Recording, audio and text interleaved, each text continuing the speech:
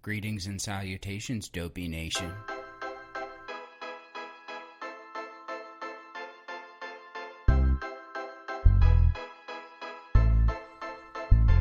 I wanna take a walk around the world. I wonder would it do me any good? Until I get some money in my pocket, then I guess I'll just have to walk around my neighborhood. But I wanna be good so bad. I wanna be so good, so bad, so bad. I wanna be good so bad. But bad desire is all I ever had.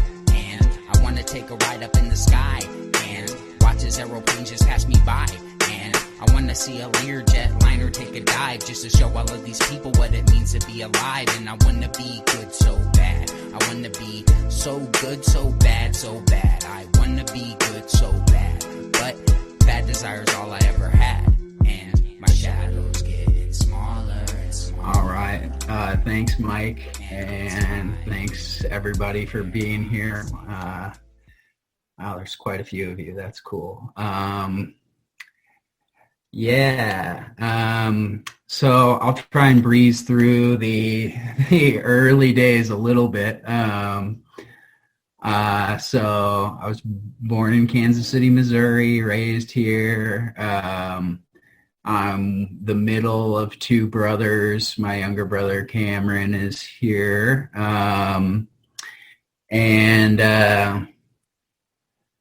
I don't know. I mean, not particularly crazy childhood. My parents got divorced when I was in about second grade. I think that probably had more to do with things going the way they did than I recognized for a long time. I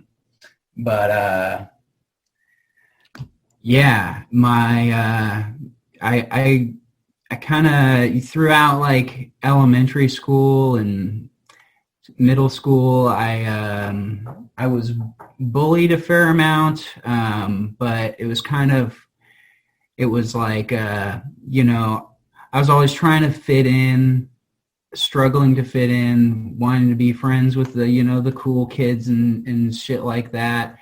And hold on, my cat's going crazy.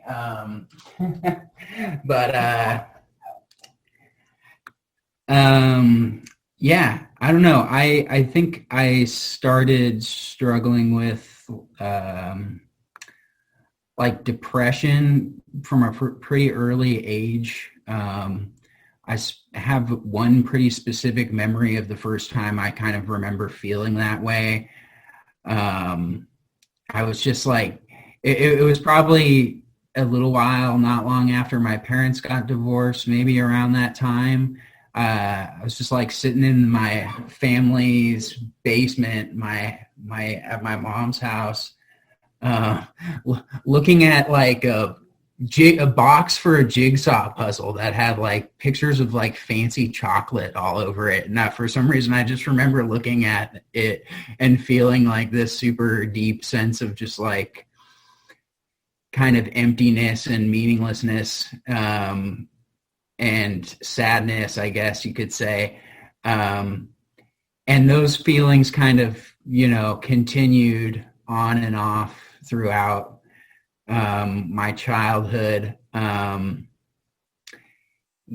I was in, like middle school and high school, I wasn't like bullied as much in those days, but still just always struggling to fit in, going through lots of phases like all kids do. I went through my emo phase, my hippie phase in 8th grade. I had dreadlocks before I even had considered like smoking weed or anything like that. In high school, I went through my punk phase, which is something that, my hippie phase and my punk phase still are with me to this day.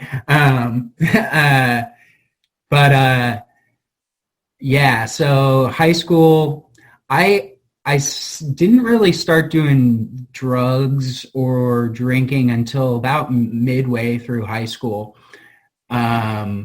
but I started, I think, yeah, before I started doing like smoking weed or doing drugs or drinking, I started taking medication for ADD, which is something I think I always had and still definitely have.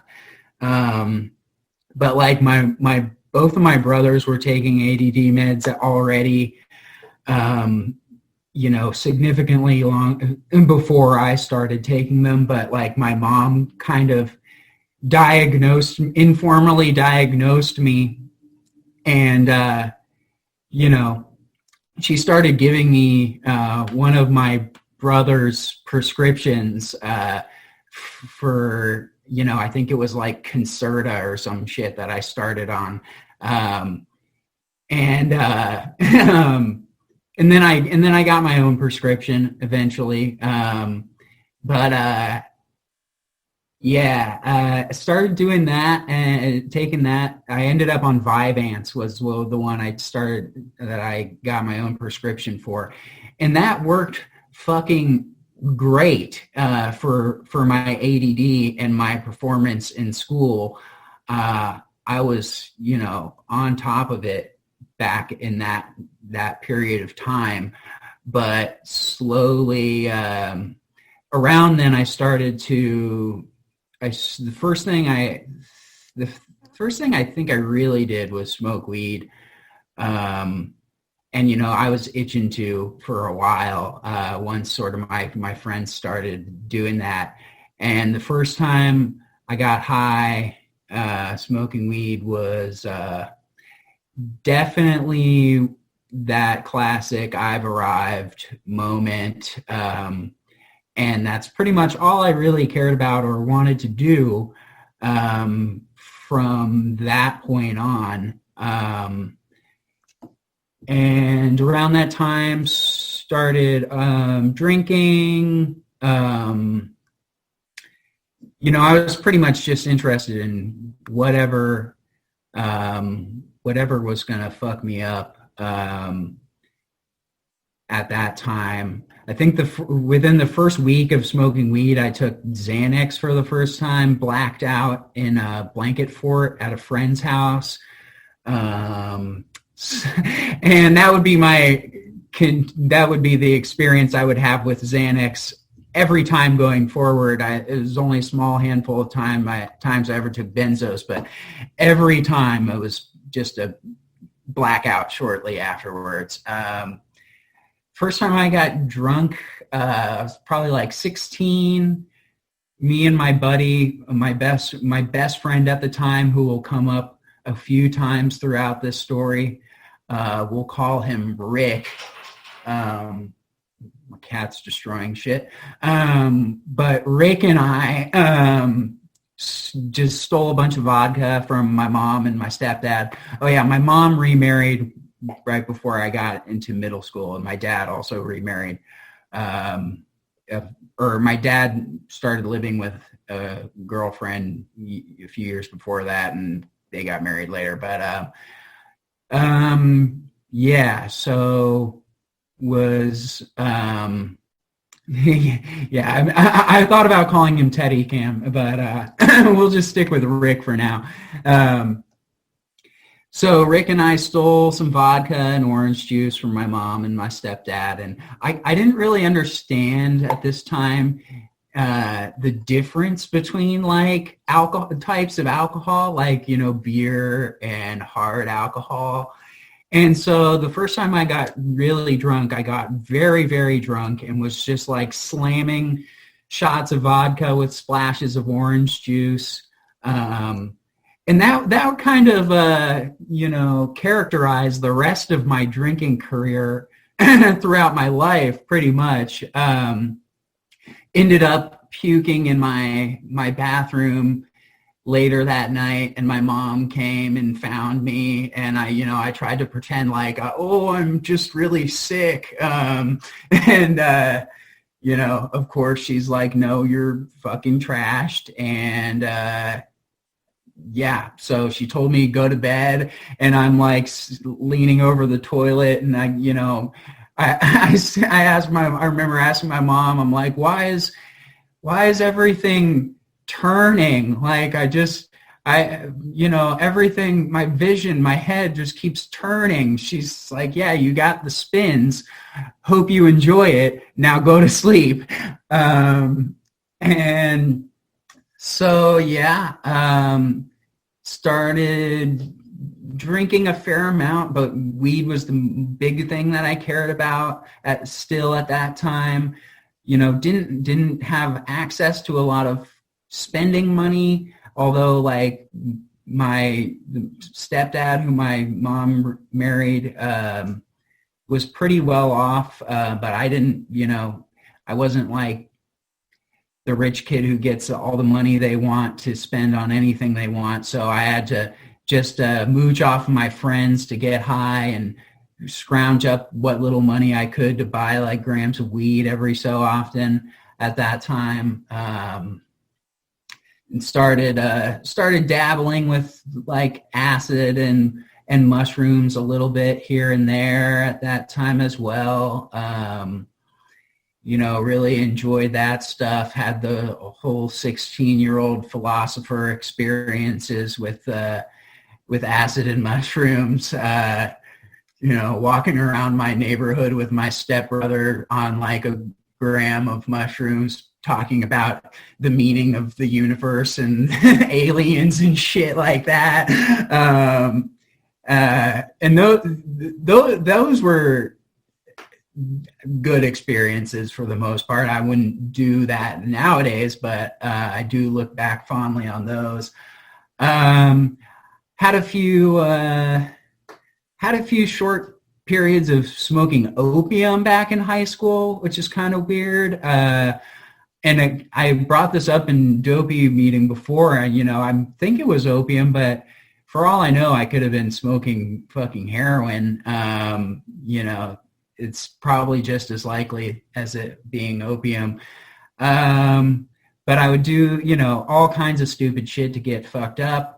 There were a handful of times where I heavily abused Benadryl, and I know Benadryl abuse comes up a lot in the recovery world, and especially in the dopey world. But like when I say I was abusing Benadryl, I was taking like 25 to 30 Benadryl at one time.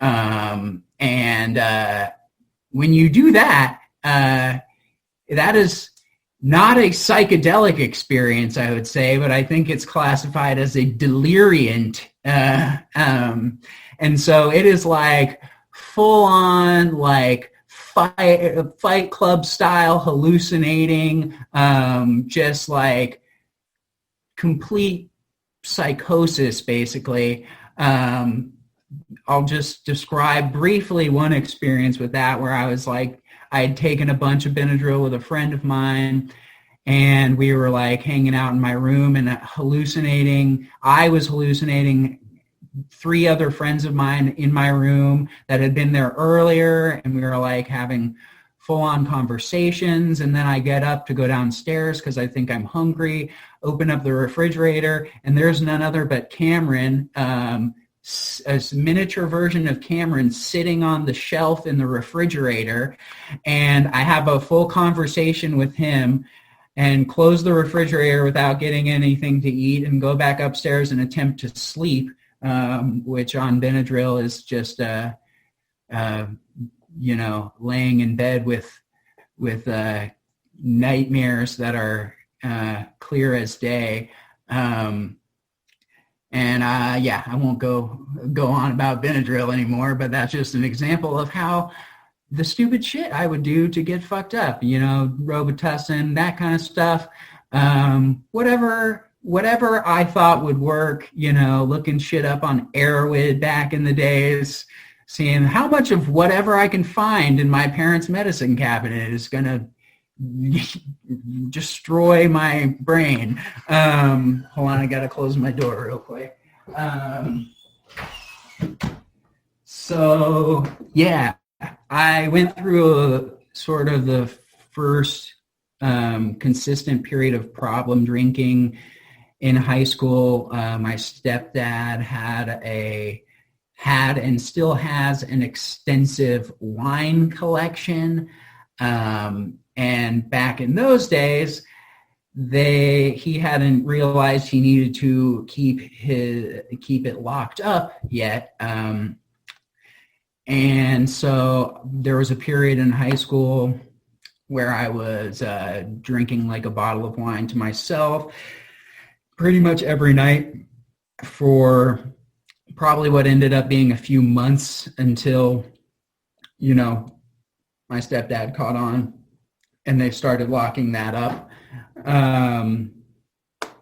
Yeah, and let's see, around this time, my best friend, Rick, who I talked about getting drunk with for the first time, he and I were like partners in crime, smoking weed together all the time. I started smoking cigarettes around 16.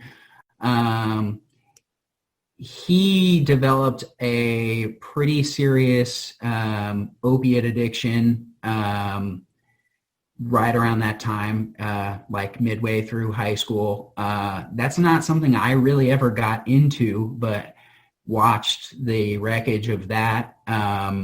He, ended up dropping out of school, going to rehab, which ended up happening numerous times over the last 10 years, and it's never really seemed to take thus far.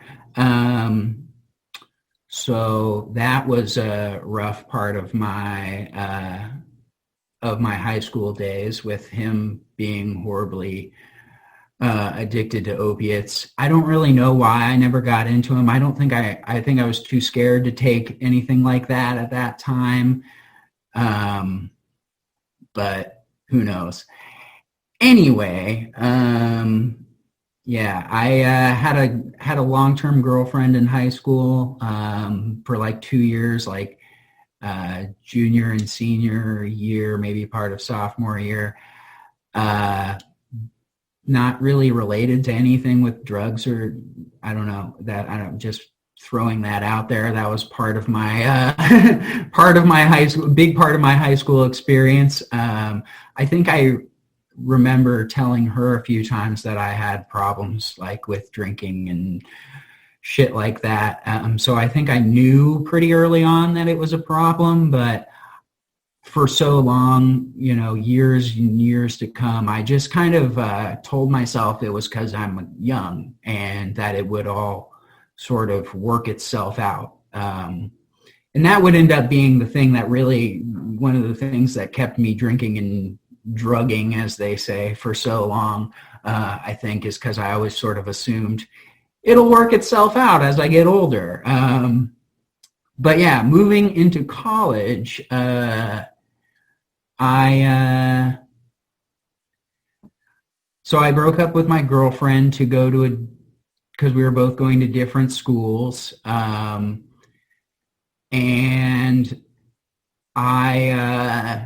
let's see, I went to a very weird college in Olympia, Washington State, not Washington State University or whatever that is. I went to what's called the Evergreen State College, which is like a hippie school. Katie knows Evergreen. Yeah. Hippie school up in Olympia, Washington.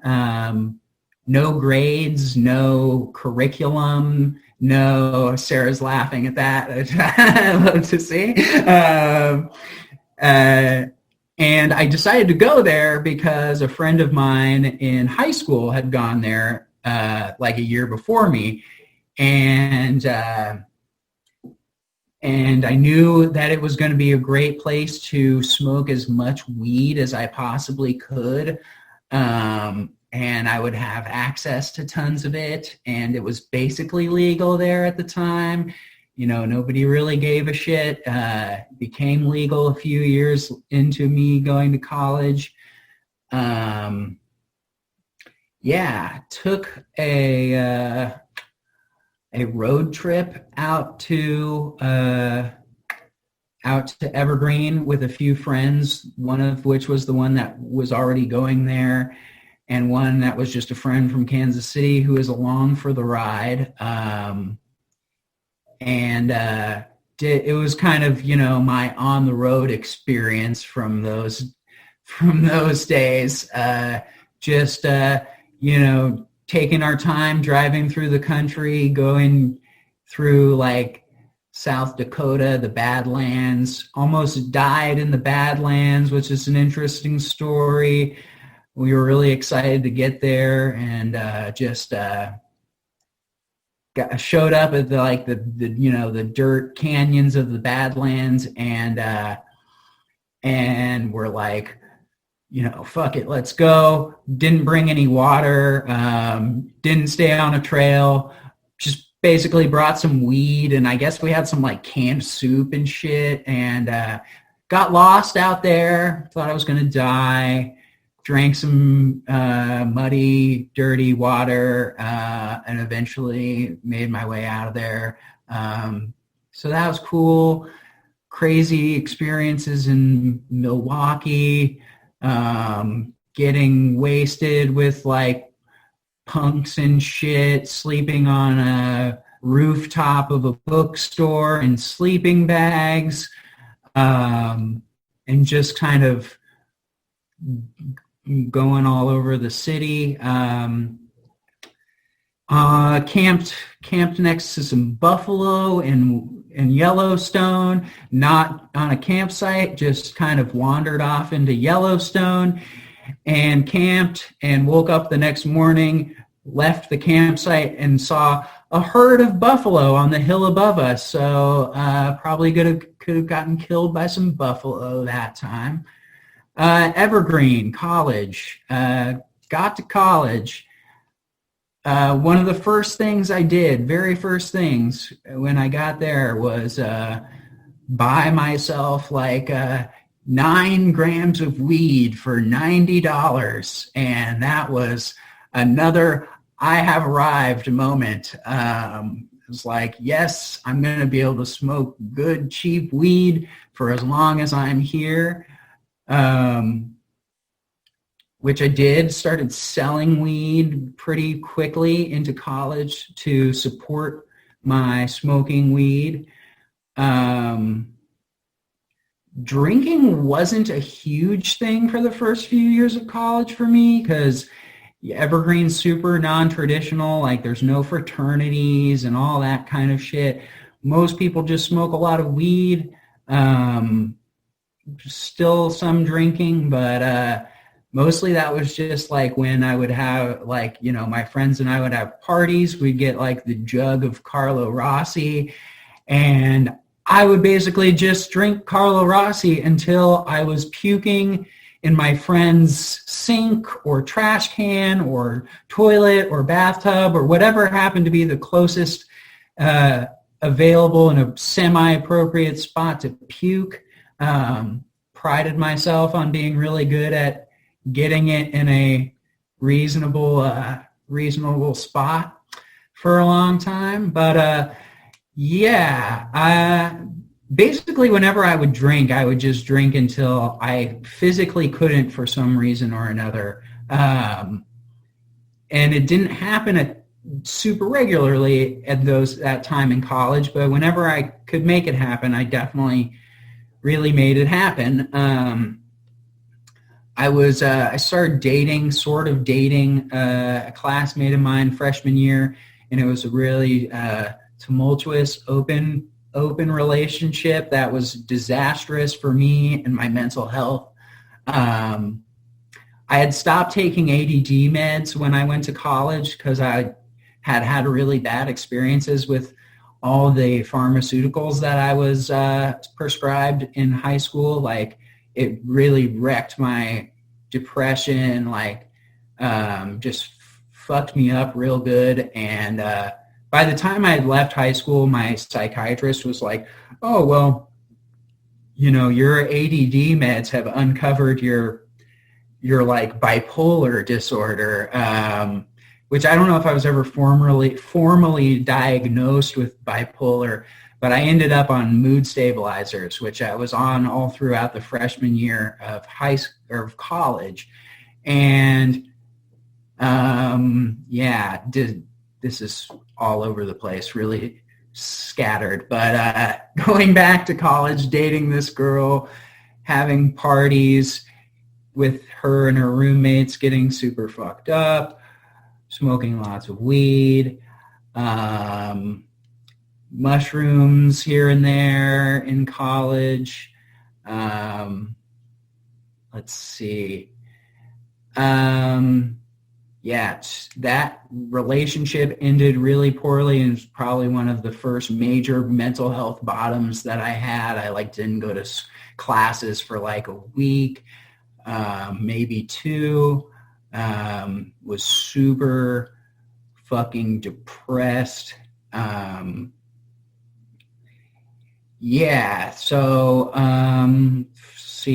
Moving further into college, the drinking sort of started to become more of a thing in the summer after my freshman year or my sophomore year. I had a good friend who, our thing was, for a long time, our thing was that I would go to his off-campus apartment and we would make his roommate, who was 21, we would make his roommate walk up to the gas station nearby and buy us each a 40. And then we would drink our 40s and smoke spliffs. And that was the routine. Spliffs became a huge thing for me in college. That was all day, every day for years. Spliffs, yes, Chris. I was probably one of the best. I was probably, not that this is good bragging, right, especially for me now, but I was probably one of the best people at rolling joints and spliffs that I've ever met. And I'm sure some people in here would like to, would love to be able to dispute that. But I'll probably kick your ass. So drinking started becoming more of a thing, more nightly, and that kind of continued, and it started to get worse. And by my third year in college, I think I had moved off campus and was living with a guy who is still one of my best friends to this day. Dopey con roll off, Chris. I was living with a guy that's one of my best friends still today, but and he was way over 21. He was considerably older than me, and so could get me alcohol. And I think this was around the time I was turning 21 anyway, but so drinking started becoming much more of a problem. And I was starting to do a little bit more psychedelics. My roommate had a bunch of mushrooms in our freezer, and I would just steal little bits here and there and do that. I would steal booze from him sometimes, but he didn't really care so much. There was one time, the first night we lived together, we were drinking, and I was I need more booze, but I don't want to ask him. So we were both in the living room, and I went and picked up his nice decanter, glass decanter of whiskey, and took it into the bathroom with me and started slugging off of it while I'm peeing. And then I walk back out, and I put the decanter down on the mini fridge, which is right around the corner from him in the living room. And he goes, "Why did you just take the decanter of whiskey into the bathroom with you?" Because he could see my reflection in the glass door in the living room. And I was just "Oh, I don't know. I'm really drunk. Who knows? I'm being weird. Whatever." And he's always just kind of laughed that off. But, that was starting to show my deceptive behavior really, around drinking becoming a thing. I mean, in high school, deceptive behavior was always a thing because I was drinking, bottles of wine and hiding them all over the house and in my room. I think for years to come, my mom and stepdad were finding empty bottles of wine and empty beer cans and, shit all over, hidden in weird places all over the house. So drinking started becoming more of a problem, and I really started recognizing it at this time, that it was really becoming an issue, because I was just binging like pretty much every night, and feeling horrible in the morning. Of course, at this time, I went to my roommate, and I had a friend who was sober at the time, and I think I reached out to him, and he offered to take me to AA. This is in like 2013, and I went to a few, like 1 or 2 AA meetings with him, and I think I shared at like the first one, and somebody at that meeting, like after I shared, basically laughed at me and told me I wasn't a real alcoholic. And at that time, I wasn't like round the clock drinking or anything, but I definitely had a problem. So that turned me off from recovery right there, or like from AA at least. And of course, not bashing AA, just mad respect for AA and most people that do it. It was just one bad apple in that group, as they say. But around that time, I decided I needed to stop drinking regardless. And I did. I stopped drinking for 1 year exactly to the day. I was still smoking weed a lot, probably even more during that time.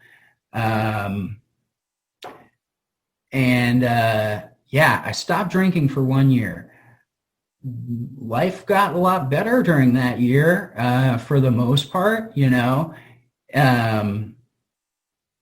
but I wasn't doing anything, I was just a dry drunk. I wasn't doing any recovery.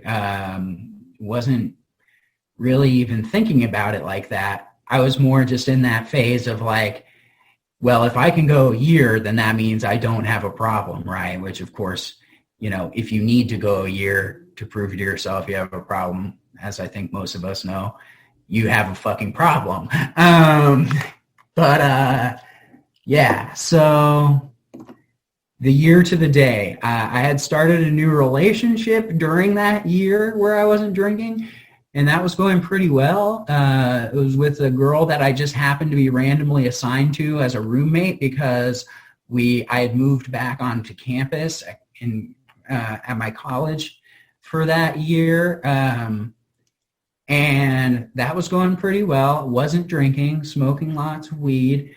That school year ended, and my girlfriend and I moved into a place off campus. And shortly after that was the year to the day when I had quit drinking originally, and I decided to start drinking again. Exactly a year later, and that quickly started to go downhill again.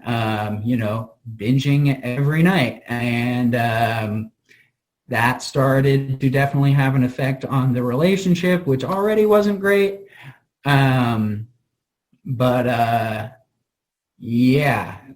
Went away for a winter break around that time, drove back out to Olympia from Kansas City with my good best friend Rick from high school, and it was just a weed and alcohol fueled journey again through the United States, the western half.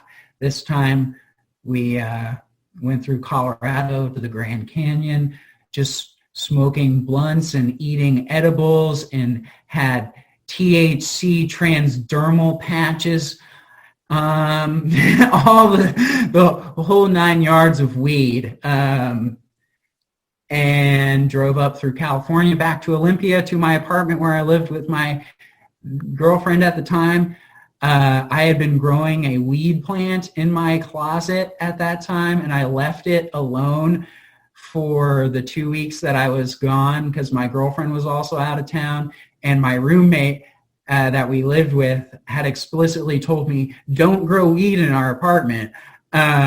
Even though, you know, he let me smoke as much as I wanted to. He didn't want me growing it, so I did it without his knowledge in my closet, left the plant alone for 2 weeks while I was gone. I put a little bag of water, Ziploc bag with like a needle and thread through the bag to slowly water it. But, you know, that's not how pot plants like to get watered. Anyway, I get back from this road trip to my girlfriend's there, and she's already mad at me because I didn't stop and see her in California, where she was from, when my buddy and I were on our road trip. And so that just kind of sparks what was already the end of an already dying relationship. I threw my pot plant out in the trash because I probably could have saved it, but I didn't feel like it. It had grown up into the lights and was all wilty and shit. But I threw it out, and then a day later, we were fighting, and she threatened to call the cops on me for growing a pot plant. And I just kind of laughed in her face and was like, well, it's already in the garbage, but whatever. I don't know. That's not really that relevant. She ended up moving out of that apartment. Her dad paid off me for the rest of the rent that she would have owed for our lease. Yeah, I know, Chris. It was a pretty fucked up situation. And then, of course, there I am, an alcoholic and, pothead with a couple $1,000s in cash that I have to try not to spend so I can pay my rent. That was a whole fun situation. Let's see.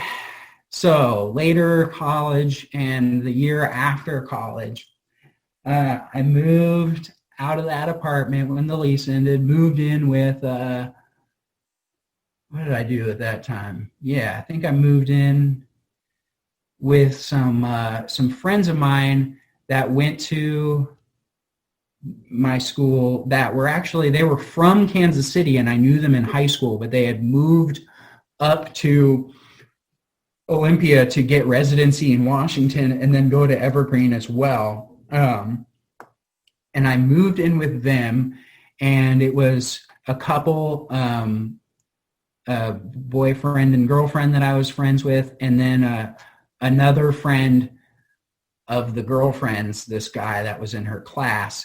And that was the most toxic fucking living situation of my life. I was really friends with the boyfriend in the relationship, and still keep in touch to this day. But I grew to absolutely despise his girlfriend. So these people I had been getting really good friends with after I'd started drinking again after my year of sobriety or of not drinking, not sobriety. And they were like my good drinking buddies and up until we moved in together, and then that's like all we did. So yeah, really, really every night drinking when I was living there. It wasn't nearly as bad as it ended up getting at that time. It was just like a 6-pack of tall boys every night, spliffs all day. And I'd done coke a few times in college up until this point, but only a few times. It was never really around that much. I smoked opium a few times in college too. I forgot about that. There's a funny story there, but I'm not going to tell it. Let's see. So yeah, really drinking a lot. Graduated school, was working at a place an adult daycare center for the year after I graduated, which is like a daycare center for mostly senior citizens with Alzheimer's or dementia, but basically any adult who needed to be cared for by someone that would drop them off during the day for us to take care of them.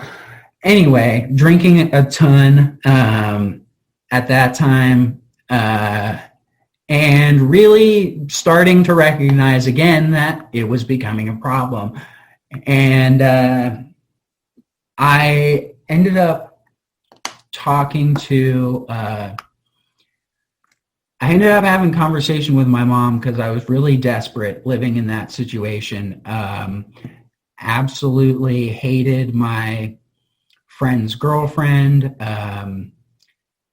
And she was like cheating on him, or it was maybe technically an open relationship, but there was a love triangle with her boyfriend, and the other guy that we all lived with.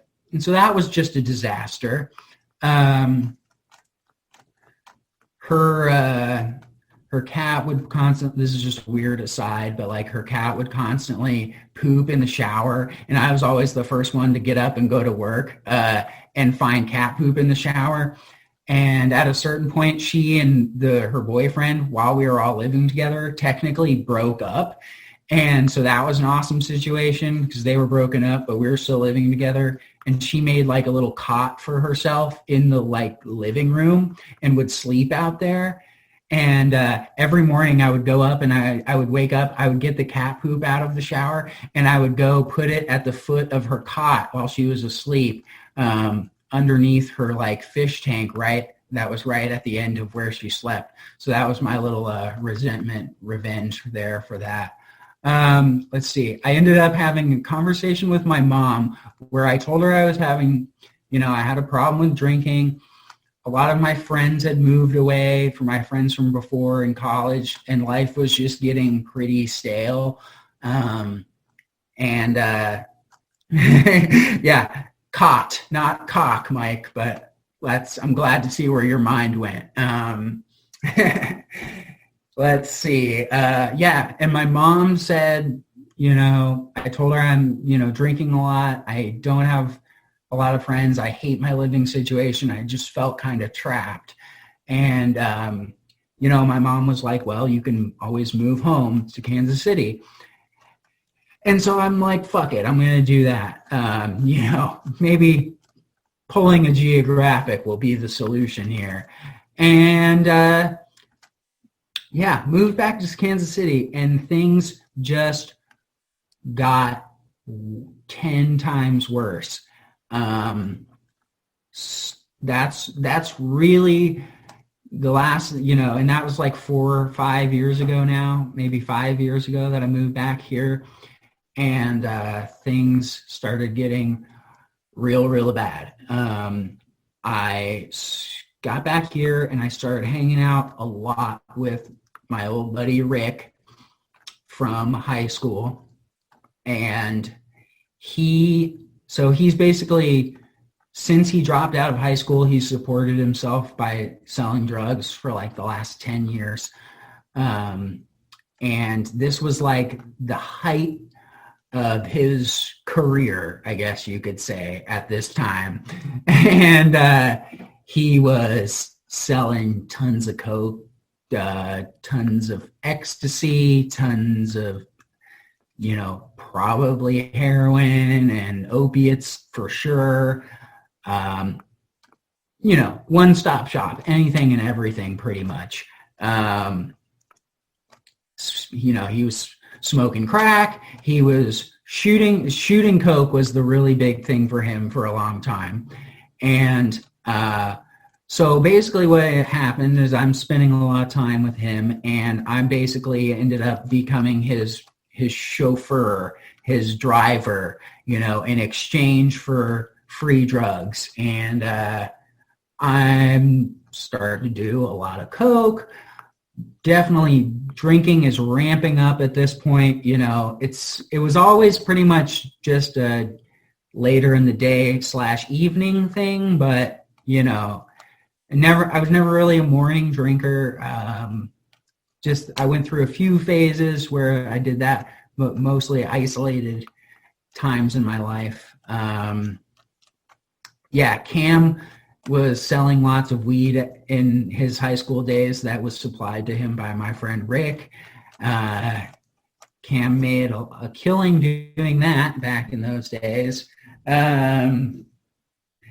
So doing a lot of coke, doing a lot of drinking. Then the ecstasy days really started, which was one of the first big bottoms for me, where my buddy Rick had, hundreds of extremely potent X pills, so I could have as many as I could afford. I wasn't working for a few years at this time. I don't really remember. I guess, I was driving him around, so I would get free drugs that way. And then whenever I could scrounge up money in other ways, spend it on that. Started doing ecstasy like every couple of days, basically, sometimes every other day, for like probably 2 months, maybe. There were probably somewhat longer tolerance breaks peppered in here and there. But basically, as much as my brain could handle or allow, I was doing it. And I wasn't taking like huge quantities at once, but it was all these same pills too for the most of that time, which were super potent, like 2 pills in one, these little Supreme pills, or big Supreme pills, not little, because you'd break them in half. They were like perforated like that. And that went just horrible, real pretty quick. By the end of that 2-month period, I was fucking the most depressed and worse off that I've ever been mentally. Wanted to fucking kill myself. I was thoroughly convinced that I had fried my shit, that I thought I was never going to be able to experience natural happiness again. So I really just didn't necessarily care about living anymore at that time. And also around that time, again, my buddy Rick's shooting a lot of coke at this time, and this is really the bottom of his addiction. He's still struggles, but he's been off coke and heroin for a while, at least. He overdosed on coke. This is like was a pretty big moment in that time. I was living with my mom and stepdad, and I would have huge parties whenever they went out of town, which happened fairly regularly. We had one big party where Rick was just like doling out piles of blow for me, it's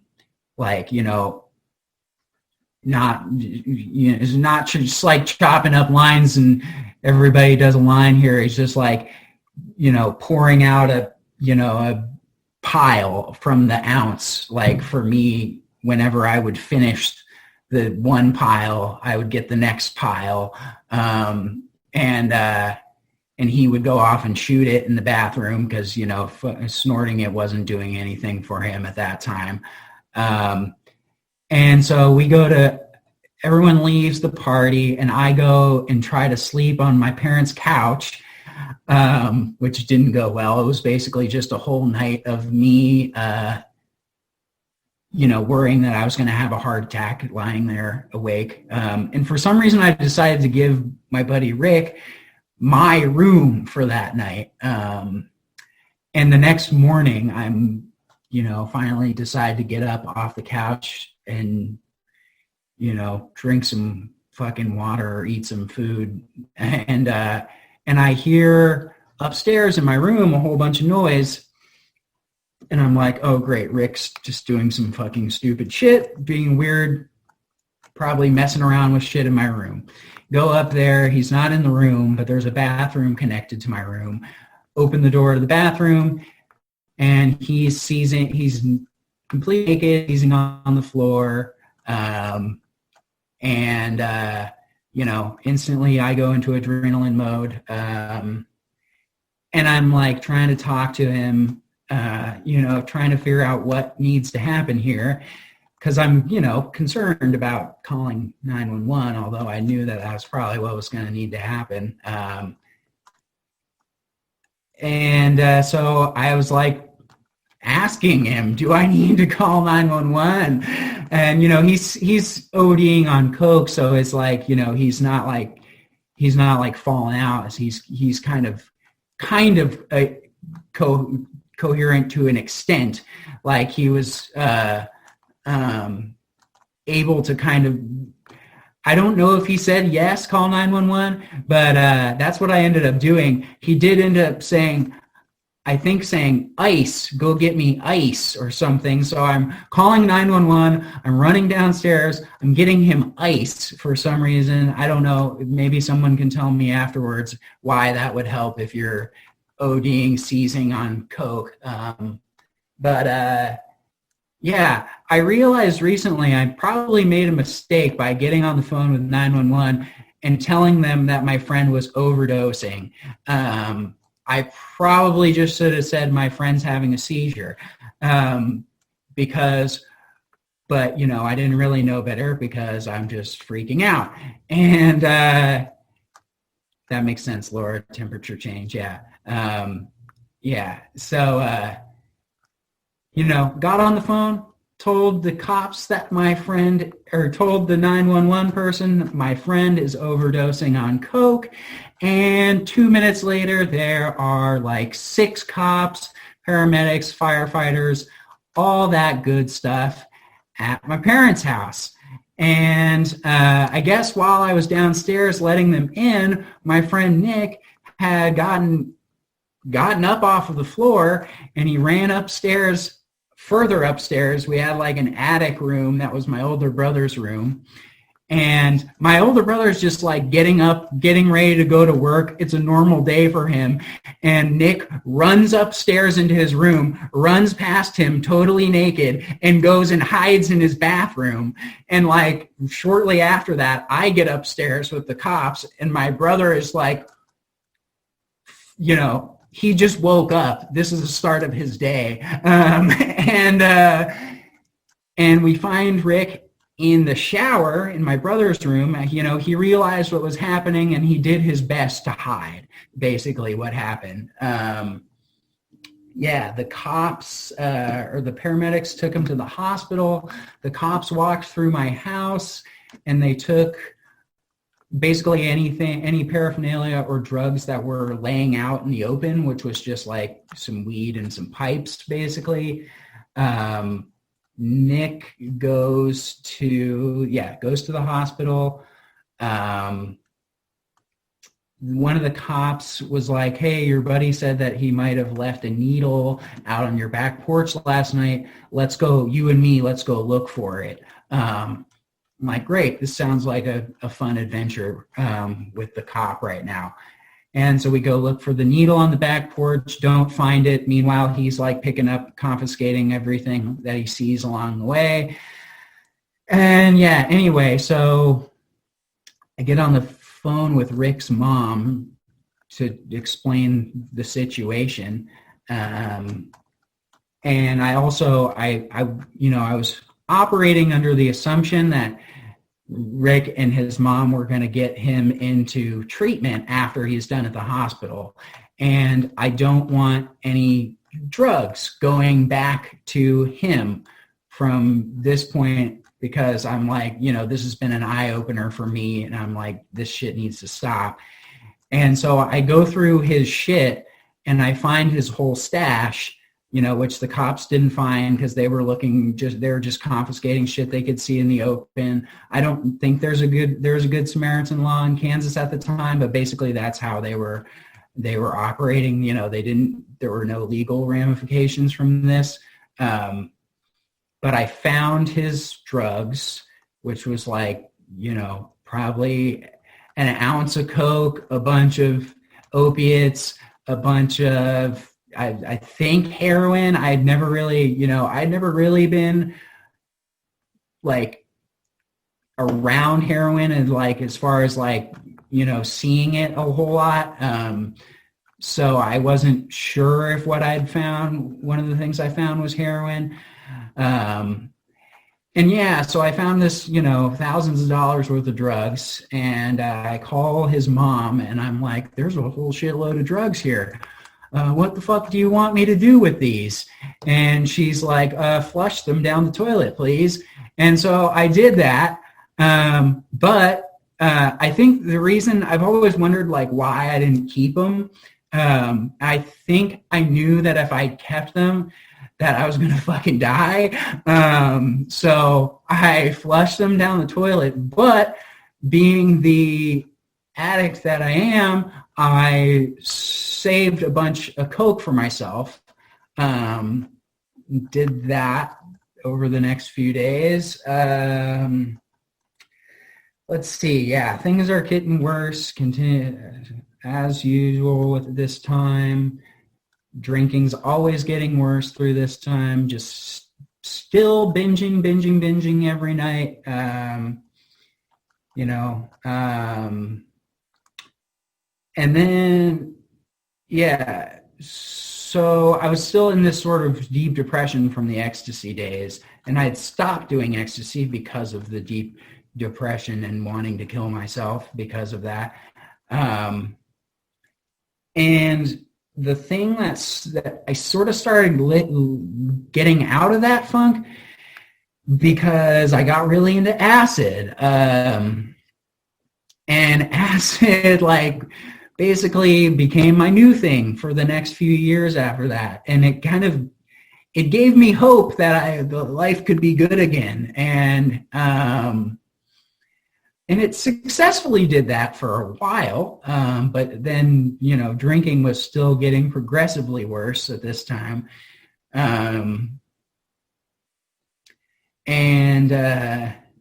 So started doing acid. Like, I was talking about it with Chris the other night, and I think it was pretty much every week for like a year and a half or so. Probably not, every single week, but and maybe sometimes every other, but like it was the next I've arrived moment after weed, booze, ecstasy, acid was. But I'd done it before in the past, but this time when I got into it, this time I did like a huge fucking dose, which is the voicemail that I left on Dopey. Some of you probably heard, many of you probably heard about my doing acid and the Whose Lines It Anyway situation in Denver. And yeah, so that kind of like huge, intense dose of acid really sort of rewired some of the shit with my ecstasy days, I think, somehow. And let's see. Started doing that a whole bunch, then my hippie phase kind of came back, full swing with the acid. That's when I started really becoming a big old deadhead, which I still am to this day, proudly so, a wharf rat, as they say. Woohoo, Katie, my fellow wharf rat. And let's see, got into the worst relationship of my entire life around this time. That was with a total narcissist, and the relationship was built on a mutual love for acid, weed, alcohol, and just the culture around all of that shit. I was basically psychologically abused and manipulated for 6 months or so for the first half of the relationship. Ended up breaking up with her in desperation and going a few months continuing the drinking, the acid, and all that shit without her, and ended up getting lonely after a few months and, going back to that relationship because I'm codependent as fuck, which is such shit I'm trying to work on now. And ended up going back together with her. That lasted another 5 to 6 months and ended in complete hellish shit show. I had sort of my coke using and stuff and other drugs had sort of slowed down over that year or two. But I still did it every once in a while. Oh, and started doing lots of nitrous and that kind of stuff, the hippie crack. Yeah, good shit. Not. But where was I? What was I saying? Yeah, coke sort of stopped. I kind of, I needed to stop doing that as much. That was never really, I was fucking addicted to it every time I would do it, but I never really did it super consistently. But the last couple times I did it with this girl were just terrible, and we both kind of decided, well, we're going to try and not do that anymore. Just stick to lots of acid and nitrous and weed and booze. And when our relationship ended the second time, it was because we had gone to a concert together, and we were leaving, and she goes, "Oh, I feel like shit." And I'm like, "Oh, why do you feel like shit?" She's just like, "Oh, because I did a bunch of coke tonight." And I'm just like, "Oh, well, no wonder you feel like shit, because that's what fucking happens when you're coming down off coke and you don't have benzos or heroin."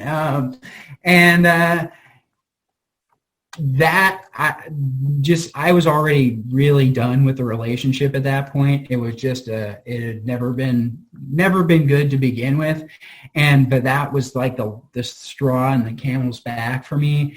And that night ended in us going back to her apartment, me proceeding to get more thoroughly drunk while giving her the silent treatment, her losing her mind because she was coming down off of coke, and she was basically not allowing me to leave her apartment, got in a huge fight. I tried to get out the door with a beer in my hand. She smashed it all over the floor. And eventually, I beg her to let me leave. And if you fucking love me at all, you'll let me leave. She lets me leave, and I run down the stairs, run to my car, and I'm drunk at this point, and drive 5 minutes, 2 minutes back to my apartment. For some reason, I have this great habit of living near my current and ex-girlfriends. And I get in my car, and I know she's going to follow me, right? Because she's fucking crazy. And I look down at the other end of the street from my car, where her car is. Sure enough, see her headlights go on. And I'm like, fuck, I got to get home. I get home to my apartment, and I'm like, fuck, she has a copy of my key. And so I push my couch up against the door to my apartment, and I'm sitting on the other end of it when she gets to my door at 1 in the morning and is pounding on my door, yelling at me, and eventually I was like, the cops are going to show up if I don't let her in. And she was a felon on probation, so if she would for getting busted with a shitload of mushrooms at a music festival, and so if she got arrested or if the cops showed up, she was going to prison. So I had to let her inside. That night was just us being really drunk and fighting for the whole night.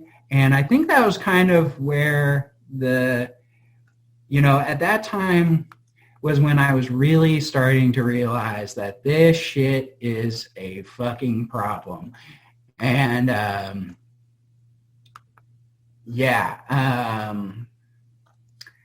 but we broke up, and I continued to drink a lot, smoke weed and drink a lot.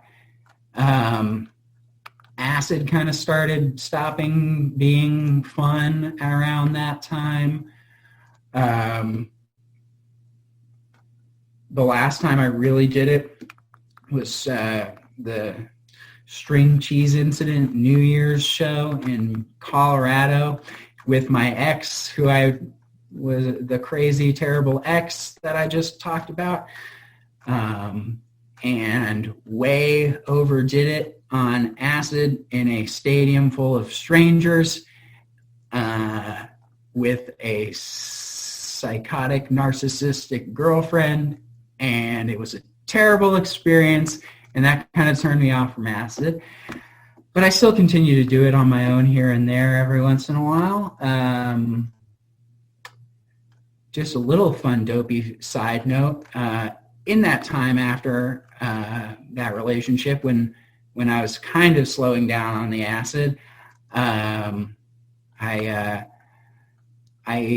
once was tripping like 5 hits of acid by myself at my apartment at the time, and I'm like peaking, and I realize, oh shit, my roommate left a bowl with DMT on it in our closet.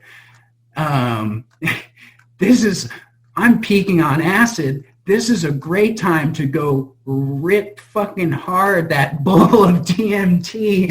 And that was terrifying. I don't know. The first time I did DMT was pretty cool, but that was not cool. And so that kind of further solidified my starting to become scared of psychedelics. So drinking just got crazy at that time. And when I say crazy, my binging I was mostly a beer drinker, and I know that doesn't sound like much, but and maybe it isn't, but I would binge. At the worst of it, I was, drinking like 12 beers a night, hard alcohol here and there on top of that. I would always, whenever I tried to stay to beer as much as possible, whenever I would start fucking around with hard alcohol, always blackout. Lots of good times doing that. Totally kidding about it being good times. They were terrible times, especially around then. But I'm doing this every single night, staying up till 2 or 3 in the morning when I have work the next day. I was working for the last 4 years or so. I was working in special ed as like a para and a teacher's assistant. I remember all that peeing. Yeah, I did a lot of peeing, and I still do. And I actually am going to finish up this story soon because I have to pee really bad, and don't want to be the first one to, hopefully the first one to have themselves recorded peeing on a speaker meeting. Yeah, drinking was getting really bad every night, staying up super late, walking to the gas station in my semi-sketchy neighborhood, like right before they would stop selling booze because, I just whenever I started, like I said earlier, once I started drinking, I could never stop until I physically had to for some reason. And so, I started trying to moderate it by only buying, how much booze I would think I would drink in one night. But of course that ended up in me going to the gas station at the last minute to get more. And yeah, started getting really desperate, wanting to find some actual recovery. And yeah, I started to semi-successfully moderate in the sense that I was managing to go. I started drinking only on weekends for a while. But the binging just got even worse on the weekends when that happened, because I was trying to make up for the rest of the week on those couple of nights. And so at that time, it was getting to the point where, like, I was binging so hard and so fast that, like, the next day, it wasn't like hangovers. It was like I can barely fucking stand up. And, like, probably, I'm pretty sure I came close to having seizures a few times. Don't know what that feels like, because I've never had one that I know of. Cam knows all about seizures. If he ever does a dopey speaker meeting, you'll find out a lot more about seizures from him. But yeah, it was just real bad when I would binge, even though I was going days without it. And then, of course, the weekend thing stopped working, and I started there was a brief period where I was just like binging every few days. Around that time, I started getting back into Buddhism, which is something that I've been into consistently since high school. On and off meditating throughout the years. Studied Buddhism in college pretty extensively, but it never really worked super well when I was getting high and drunk all the time. Those two things don't go together very well. But I started getting back into it when I was looking for a solution to my drinking. And I started meditating pretty much every morning as long as I hadn't drank the night before. And that's when I discovered Refuge Recovery. I was listening to a podcast on Buddhism. Noah Levine, we won't get into that shit.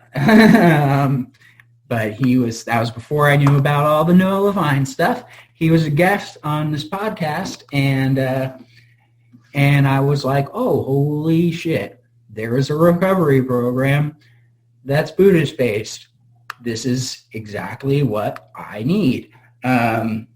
So bought that book and started reading that book. And that really, really changed things for me. I kind of just stopped. I had that. I was going through that every few days, scattered binges here and there at that time. And eventually I stopped drinking, and at first I didn't tell myself it was going to be permanent. I was just like, I'm just going to try and stop and see how long I can go. That's basically what I had been doing up until that point, sort of. Well, I had been allowing myself to binge, but here and there. But yeah, I ended up getting like 2 weeks into it, not drinking, reading Refuge Recovery, meditating every day. Went to my first Refuge meeting in Kansas City at like that 2 week point. And I was like, fuck it, I'm 2 weeks in, and I'm just going to try and make this stick. I was still smoking weed at that time, and that continued. The weed continued up until like 4 months ago, or I think 5. I'm about to hit 5 months totally clean and sober. It's been like a year and a few months since I quit drinking. Discovered dopey not long after I quit drinking. I've always been for the last couple of years, I've been pretty addicted to podcasts. And at the time I had a part-time job watering plants in office buildings and shit, which I think a lot of people that I worked with at schools thought was like code for I grow weed. But started listening to podcasts while watering plants a lot, and stumbled across Dopey through This American Life, and was like, I better listen from the beginning, and yeah, eventually caught up to Chris dying. And even though, I knew that was coming because I'd listened to This American Life, and that was around the time, not long after that, COVID hit, and I was doing weekly refuge recovery meetings in person up until COVID. Those went on Zoom. And during COVID, I didn't work for a few weeks. Here on and off, it was kind of spotty with my school job because they had me doing some stuff from home for a while. But there were periods of time, fairly long periods of time, where I wasn't really working at all or didn't have many responsibilities, and started smoking weed a lot more. Weed was kind of every day, here and there, during the not drinking, the last year or more of not drinking. But it started getting pretty bad again during COVID, and I would just sit on my couch and smoke weed and play video games all day long for like 12 hours at a time until my back hurt. And I had crippling anxiety because weed started giving me really, really bad anxiety. And I knew that I needed to stop doing that, but I didn't really want to because it was sort of the last thing I had other than cigarettes.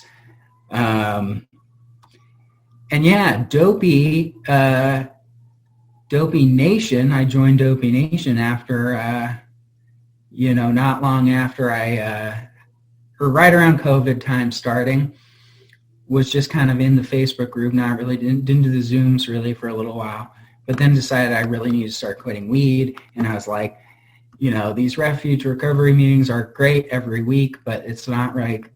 I need something. I need to dive in a little more into some recovery stuff if I'm going to be totally clean and sober. And I don't really want to, I don't really want to attempt to, make online connections with refuge recovery people through Zoom. And I love the Dopey podcast, and I was loving the Facebook page. And so I'm like, fuck it, I'm going to try these Zooms, and I'm going to try and not smoke weed. And kind of awkwardly made my way into the Dopey Nation group here, the Zoom group, and quickly got really into that. I was doing these meetings like every day, sometimes twice a day for like months, for like maybe a couple months. And, and that was incredible. And yeah, the connection that I have gotten with all of you amazing people is, it's so cool, man. I've been struggling all of my life to fit in and to find my people, I guess you could say. And that was a big part of what played into my drinking and my addiction issues. This community and my refuge people, we're now recovery dharma, but I don't need to get into that. I think a lot of you know. I just this is one of the first times in my life where I feel like I actually fit in somewhere, which has been huge for me. And I don't know, here I am now, about close to 5 months totally sober, a year and a couple months off of booze. A year was in August, on August 9th. And I don't know. I think that's pretty much it for me. I don't know. I just can't express enough how much how awesome the Dopey Nation is. It's the fucking coolest thing, and I'm just gonna ramble. I'm gonna try not to ramble on about how much I love it too much, but all of you have definitely changed my life and make me capable of living my life in a semi-healthy way right now. I'm in grad school right now to become a counselor, therapist, or whatever, get my master's. And you guys are keeping me sane as I attempt to do that. And I am working on codependency shit a lot right now, as I've been talking everyone's ear off about recently. Oh yeah, I made the great decision of getting into a relationship to like a month into not drinking, and that ended officially like 6 months, but then the codependency continued for like 6 more months. And so now that's been a big struggle for me. It's been some of the hardest it's been like the hardest month of my recovery recently, for sure. So I especially appreciate you guys during this time. But yeah, I'm done. And I just want to say big thanks. I don't think Mike's in here anymore. He's dealing with the kids, but thanks to him for doing these speaker meetings, because these are an awesome way to, for us to kind of all really deepen this connection that we have without us having to like, you know, repeat our story over and over again. Like, I think it's really cool that like anybody can kind of just come into this community, and then they can go, if they want to, go listen to this huge stockpile of all these speaker meetings with all these amazing people, and like deepen that connection. I know I did that with many of you, at least the ones that had already done a speaker meeting before I joined. Yeah, I'm gonna shut up and you guys can talk. Well, I don't know who's hosting now.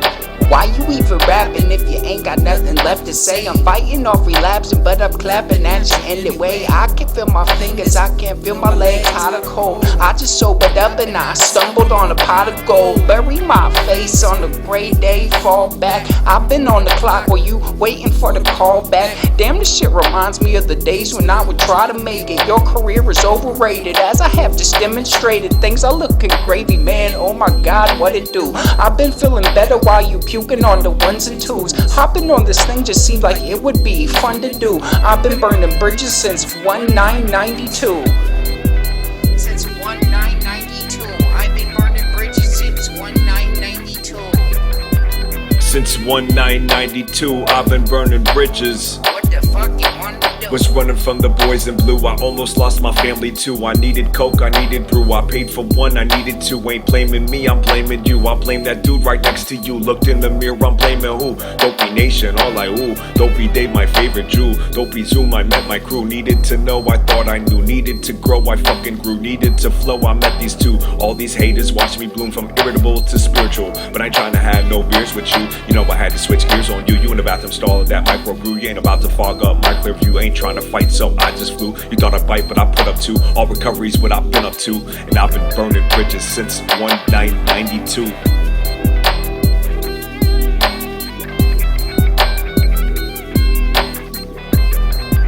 Since 1992, I've been burning bridges.